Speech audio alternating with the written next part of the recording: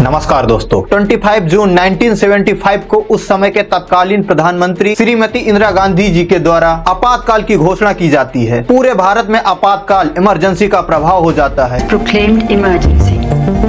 This is nothing to panic about. क्रांति है मित्रों, और संपूर्ण क्रांति। Darkest period in India's history. एक ऐसा काला दिन हमारा पूरा मकसद इस समय ये है कि स्थिति शांति और पूरे देश में केंद्र सरकार का प्रभाव हो जाता है। केंद्र सरकार के खिलाफ आंदोलन करने वाले लोगों को पुलिस जबरन जेल में बंद कर देती है। इन आंदोलनकारियों में किसान, मजदूर, छात्र तथा कुछ विपक्षी दल भी मौजूद थे। मीडिया की स्वतंत्रता छीन ली जाती है। कई मीडिया वालों को भी जेल में डाल दिया जाता है जो सरकार के खिलाफ क्वेश्चन खड़े करते हैं। इस तरह लगभग 1 लाख लोगों को जेल में कैद किया जाता है। अब सवाल यह होता है कि आखिर आपातकाल लगाने की क्या जरूरत पड़ी? क्या सरकार सत्ता के लिए मनमानी करना चाहती थी? क्या है पूरा कारण? आज के इस वीडियो में पूरा समझते हैं विस्तार से।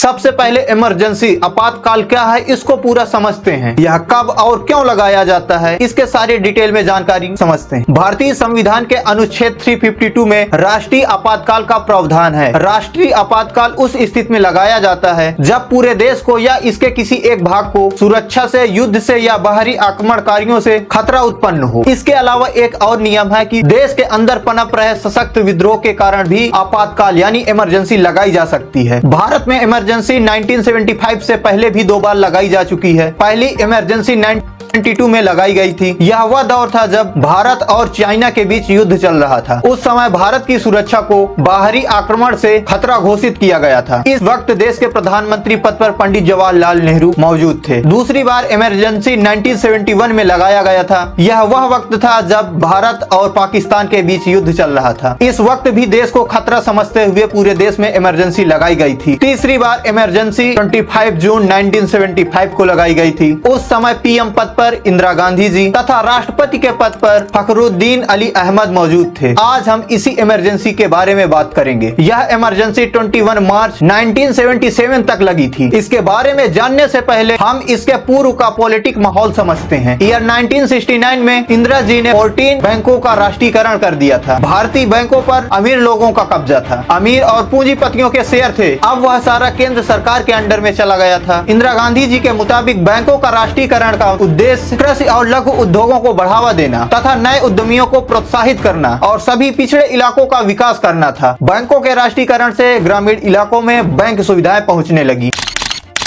और गांव के लोगों का बैंक के प्रति विश्वास बढ़ा और गांव के लोगों की बचत भी ज्यादा होने लगी। इससे किसान, मजदूर और छोटे उद्योगपति तो खुश थे, लेकिन बड़े बिजनेसमैन सरकार के खिलाफ हो गए। इसके बाद इंदिरा गांधी जी ने 1969 में प्रीवी पर्स को खत्म करने का फैसला किया। यह लोकसभा से तो पास हो गया, लेकिन राज्यसभा से पास नहीं हो सका। इसके बाद 1971 में इंदिरा गांधी की सरकार ने प्रीवी पर्स को खत्म करने के लिए विधेयक लेकर आई और संविधान में 26वां संशोधन करके प्रीवी पर्स को हमेशा के लिए खत्म कर दिया। यहाँ पर थोड़ा समझते हैं प्रीवी पर्स क्या है। भारत जब आजाद हो रहा था तब यहाँ करीब 570 के आसपास प्रिंसले स्टेट थे। इन सबको भारत में विलय होने के पश्चात एक खास तरीके से प्रीवी पर्स की रकम इनके रॉयल फैमिली के लिए तय की गई थी। इसका फार्मूला था उन प्रिंसले स्टेट से सरकार को मिलने वाले कुल राजस्व का लगभग 8.5%। आपको जानकारी के लिए बता दें, सबसे ज्यादा प्रीवी पर्स मैसूर के राज परिवार को मिला जो करीब 26 लाख रुपए सालाना था। यही था प्रीवी पर्स। इस भत्ता को पीएम इंदिरा गांधी ने बंद कर दिया था। इसको बंद करते समय इंदिरा गांधी जी ने कहा था कि सारे नागरिकों के लिए समान अधिकार हो एवं सरकारी धन का व्यर्थ व्यय का एक हवाला दिया था। इस तरह प्रीवी पर्स पाने वाले लोग इंदिरा गांधी जी के खिलाफ हो गए, लेकिन किसान और मजदूर इनसे काफी ज्यादा खुश थे क्योंकि सभी लोग अब सरकार की नजर में समान हो गए थे। ऐसे में कुछ राज परिवार विपक्ष पार्टी में चले गए और कुछ ने अपनी खुद की एक छोटी छोटी पार्टियां भी बनाई और कुछ लोग ऐसे भी समाज में थे जो कि राज परिवार का पक्ष ले रहे थे। एक यह भी कारण था 1975 के आपातकाल का। इसको हम अच्छे से आगे समझेंगे। अब यहाँ पर इंदिरा गांधी जी किसान, मजदूर और छोटे उद्योगपतियों के लिए तो बहुत अच्छा काम कर रही थी।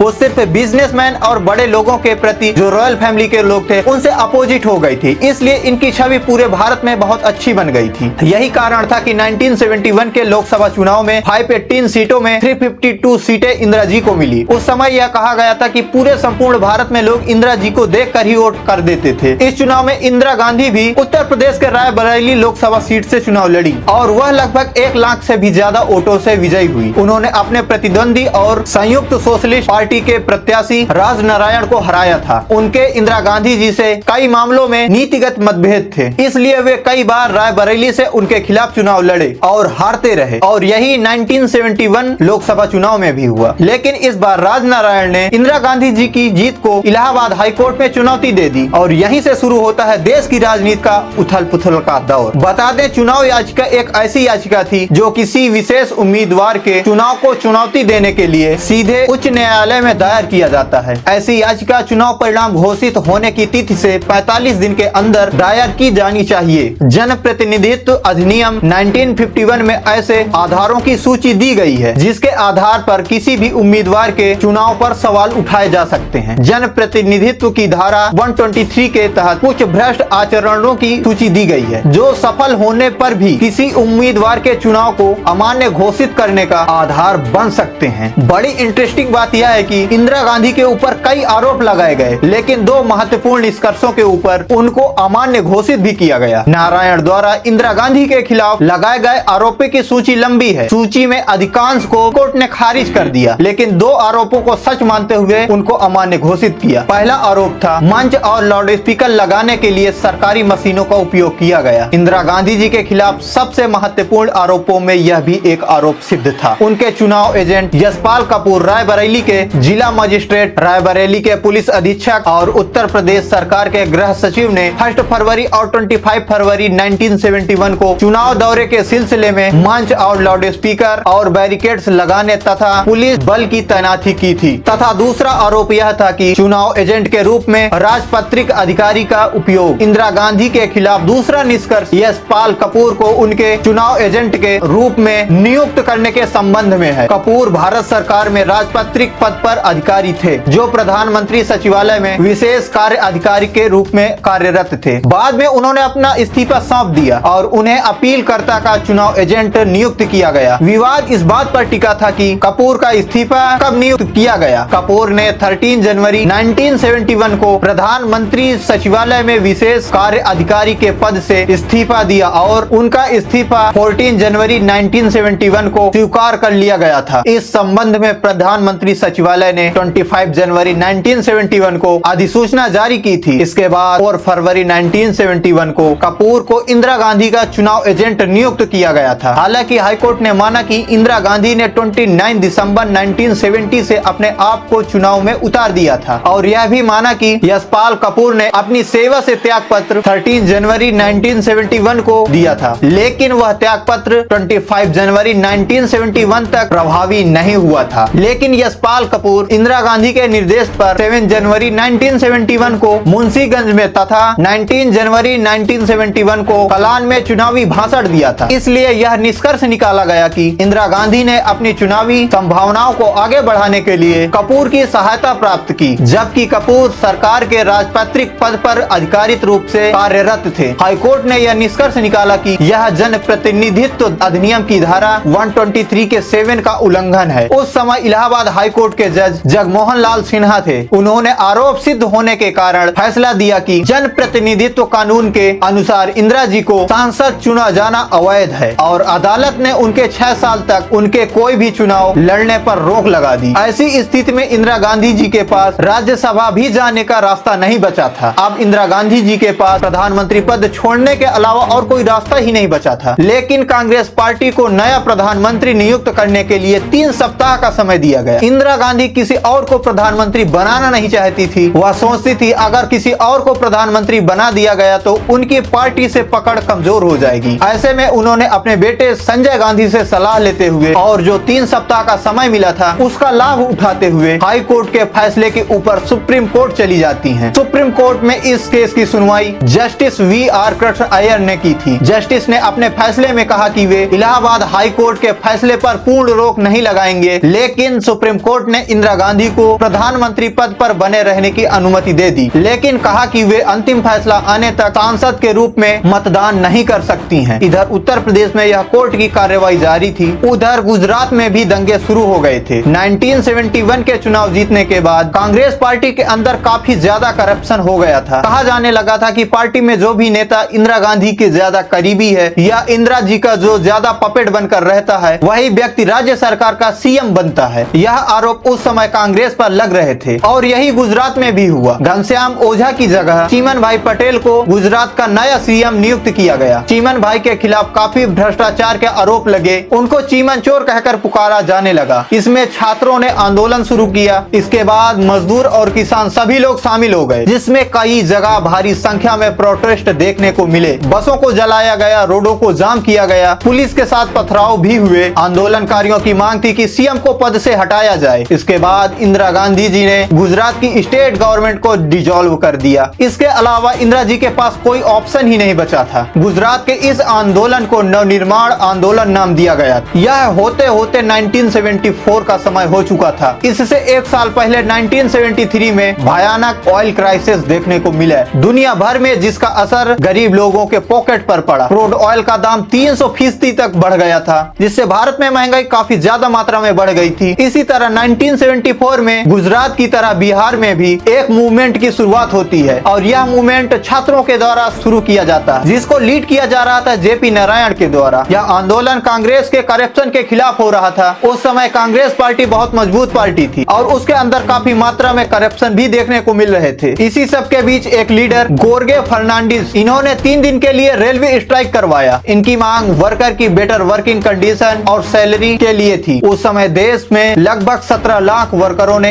एक साथ प्रोटेस्ट किया। उस समय यह दुनिया का सबसे बड़ा आंदोलन बन गया था, जो किसी इंडस्ट्रियल की तरफ से किया गया हो। उस समय के नारे थे, पूरा राशन पूरा काम, नहीं तो होगा चक्का जाम। जनता का दिल बोल रहा है, इंदिरा का सिंहासन डोल रहा है। 1 साल का समय हो जाता है, लेकिन इंदिरा जी के तरफ से कुछ भी नहीं किया जाता। यहाँ पर आप समझने का प्रयास करें। देश में बैंक के राष्ट्रीयकरण से बड़े बिजनेसमैन नाराज, प्रीवी पर्स को बंद करने से रॉयल फैमिली नाराज, गुजरात के सीएम घोटाले से गुजरात की जनता परेशान, बिहार की जनता करप्शन पे आंदोलन कर रही है, रेल के वर्कर अलग हड़ताल कर रहे हैं, क्रूड ऑयल बढ़ने से महंगाई और बढ़ रही है और सबसे बड़ा झटका इलाहाबाद कोर्ट की तरफ से लगा, जहां पर इंदिरा गांधी जी की लोकसभा की सदस्यता डिसॉल्व कर दी जाती है। वहीं सुप्रीम कोर्ट से भी ज्यादा राहत नहीं मिली। आप समझने की कोशिश करो उस समय देश का माहौल क्या चल रहा होगा। सुप्रीम कोर्ट के फैसले के अगले दिन दिल्ली के रामलीला मैदान में जयप्रकाश नारायण ने एक रैली की। जयप्रकाश नारायण ने एक आरोप लगाया कि इंदिरा गांधी देश में लोकतंत्र का गला घोट रही हैं। जिस प्रकार हर तरफ लोग नाराज थे, वहीं कोर्ट के फैसले के बाद एक नारा दिया जाने लगा, सिंहासन खाली करो कि जनता आती है। यह रामधारी सिंह दिनकर की एक कविता का भाग है। जयप्रकाश ने अपनी रैली में विद्यार्थियों, सैनिकों और पुलिस कर्मियों से अपील की कि वह केंद्र सरकार की बात को न माने, क्योंकि कोर्ट ने इंदिरा गांधी को प्रधानमंत्री पद से हटने के लिए बोल दिया है। बस इन्हीं सभी कारणों के वजह से इंदिरा गांधी ने आपातकाल लगाने की घोषणा की। इसके अलावा भी कारण थे। इंदिरा गांधी के खिलाफ पूरे देश में जन आक्रोश बढ़ रहा था। इसमें छात्र और संपूर्ण विपक्ष एकजुट हो गए थे। कोर्ट के आदेश ने इंदिरा की हालत को बिल्कुल कमजोर बना दिया था, क्योंकि इंदिरा अब संसद में वोट नहीं डाल सकती थी और उनको पार्टी के किसी भी नेता पर भरोसा भी नहीं था। इसके अलावा इंदिरा जी को लग रहा था कि जयप्रकाश के आह्वान पर सेना तख्ता पलट न कर दे। इन सभी हालातों में इंदिरा गांधी को आपातकाल लगाने का सबसे बड़ा बहाना जयप्रकाश द्वारा बुलाई गई रैली से हुआ। इसी के आधार पर इंदिरा गांधी ने 26 जून 1975 की सुबह राष्ट्र के नाम अपने संदेश में कहा कि जिस तरह का माहौल देश में एक व्यक्ति अर्थात जयप्रकाश नारायण के द्वारा बनाया जा रहा है, उसमें यह जरूरी हो गया है कि देश में आपातकाल